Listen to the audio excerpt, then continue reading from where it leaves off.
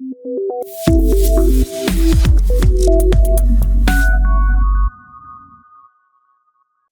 everyone and welcome back to CodeChef. In the last video, we learned about the basics of vectors. In today's video, we will continue exploring vectors and learn three important concepts. First is how to update vector elements. Second is how to check the vector size. And third is how to take vector input from the user. So let's jump right in. Updating vector elements. Just like arrays, vector elements can be updated using their index number. You simply access the position and assign a new value. Its syntax is vector name, then in square bracket index, bracket close is equal to new value semicolon. So here vector name, then square bracket index, bracket close. So this part is basically used to access the element at the given position, just like any array. And is equal to new value, this part is used to assign a new value to that position. Now let us go to the CodeChef platform to see how to update vector elements in C++.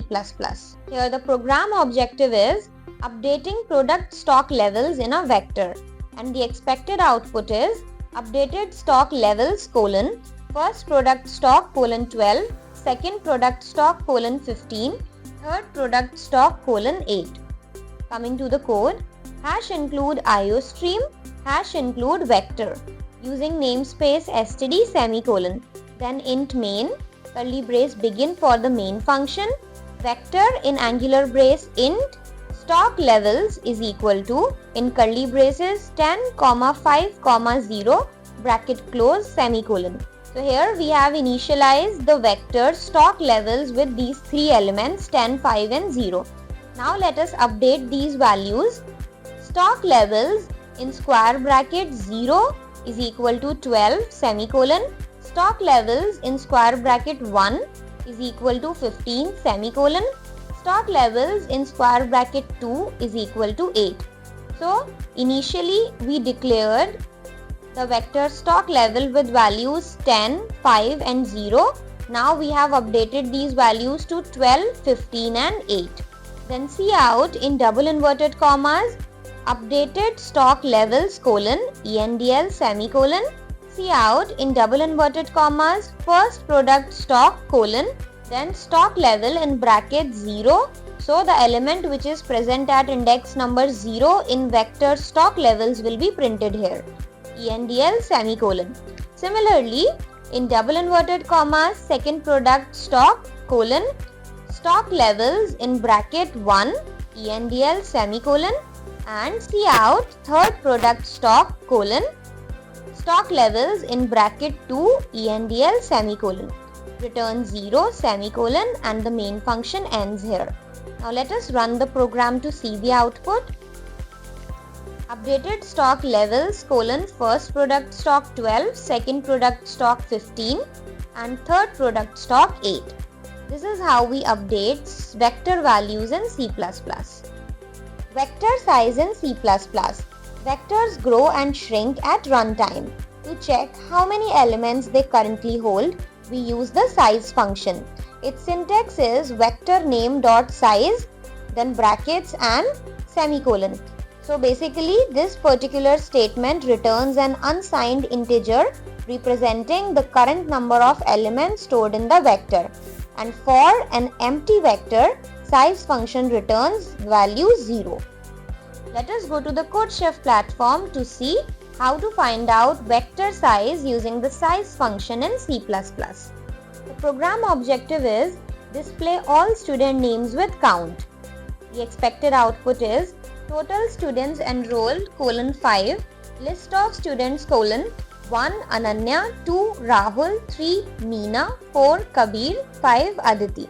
Coming to the code, hash include iostream, hash include vector, using namespace std semicolon, then int main, curly brace begin for the main function, vector, then an angular braces string, students is equal to, in curly braces, Ananya, Rahul, Meena, Kabir, Aditi, curly brace close and semicolon.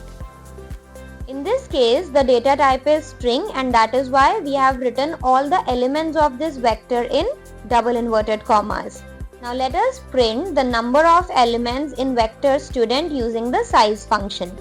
Cout in double inverted commas total students enrolled colon, then students dot size brackets ENDL and semicolon. Now we are going to print each and every element which is stored in vector students. Cout in double inverted commas list of students colon ENDL semicolon. Now we are going to use the for loop to iterate through each and every element of the vector students. For in bracket int I is equal to 0 semicolon I less than student dot size brackets semicolon I plus plus bracket close curly brace begin for the for loop body. Cout I plus 1. For each iteration the value of I will be added to 1 and it will be printed as a serial number like first element, second element, third element. Then in double inverted commas dot students in square bracket I, whichever element is present at ith value in the current iteration will be printed ENDL and semicolon bracket close for loop, and this will keep iterating till it reaches the end of the vector. Then return 0 semicolon and the main function ends here. Now let us run the program to see the output. Total students enrolled colon 5, list of students colon 1 Ananya, 2 Rahul, 3 Meena, 4 Kabir and 5 Aditi, which is exactly similar to the expected output. Vector as input in C++. Taking input in a vector is extremely easy and flexible. So let us learn how to take input from the user and store it in a vector, for which we are going to see an example on the CodeChef platform. The program objective is storing numbers until -1 using vectors.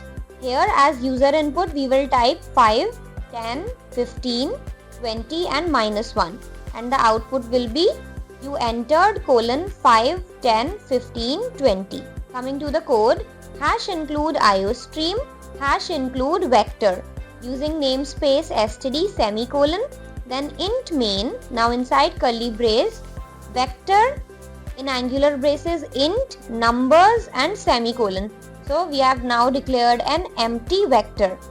Then int value semicolon while in bracket true, while the condition is true, then in curly braces cin extraction operator value colon. So here we have to give input for the variable value.